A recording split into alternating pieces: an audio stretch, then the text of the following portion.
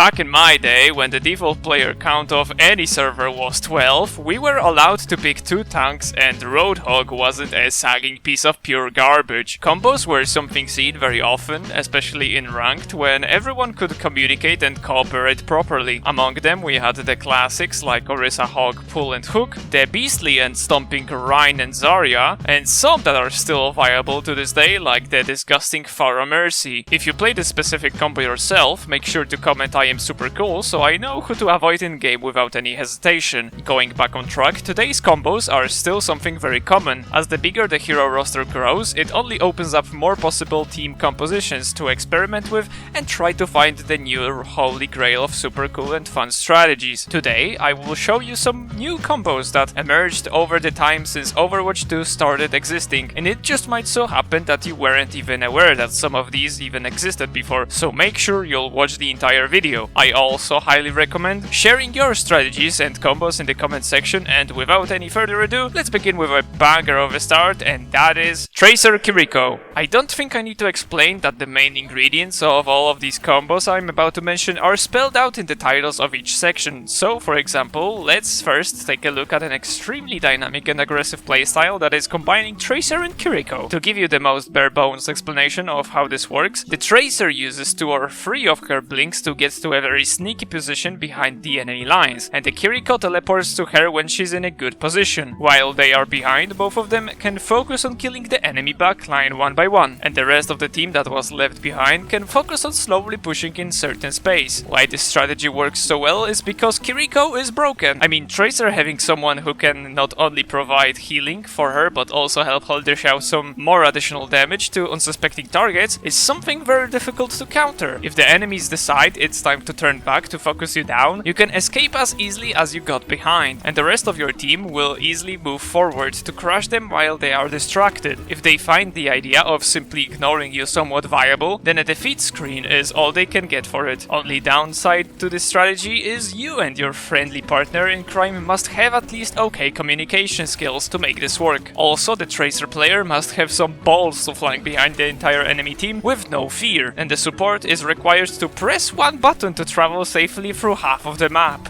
Wait, that doesn't sound fair. Oh gosh, I'm sorry, I forgot I was talking about this character. Ramattra and Ana. A big buff robot and a barely walking granny is indeed a very powerful combination. It's like the perfect yin and yang of Overwatch. Remember how old Nano Boost was giving an additional speed boost, but it was removed quite fast because it was too powerful? Thankfully, our Robro Ramattra has the speed increase built in his transformation ability. But I'm not here to talk about ults, but rather this single ability. You see, Ramattra has a very interesting playstyle where he usually likes to play aggressive with his transformation and his ult, but also very defensively when he blocks. Ana's nade is really powerful. It can single-handedly turn the fight in favor of one team, even when the fight might look lost. If you didn't know, the nade not only grants the enemies the famous anti-heal, but it also gives a buff to your allies' hit. They receive way more healing than usual, so what exactly are we looking forward in this strategy? When Ramattra is low, enemies have this mental state that makes them want to finish him really badly, so Ana can step in very easily and turn their whole fight around simply by throwing the nade at the low Ramattra. Not only will it be easier to keep him alive with the healing buff,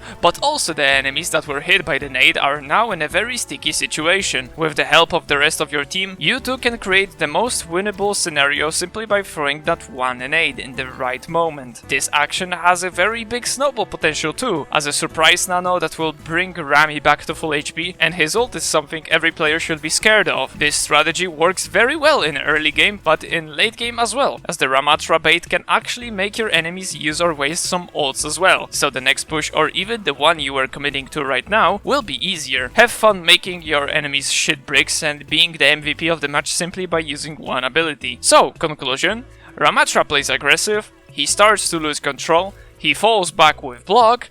When enemies gather on him, Ana throws her nade.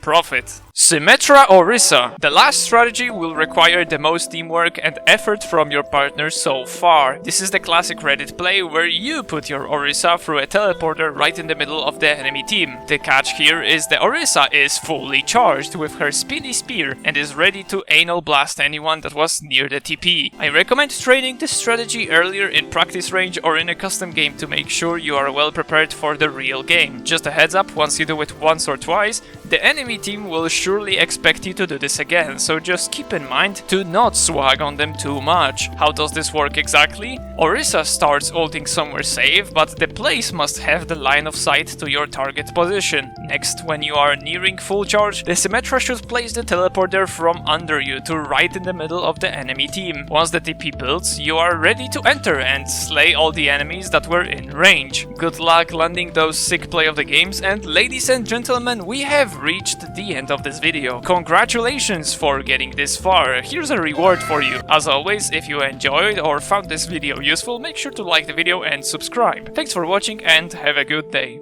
Bye bye!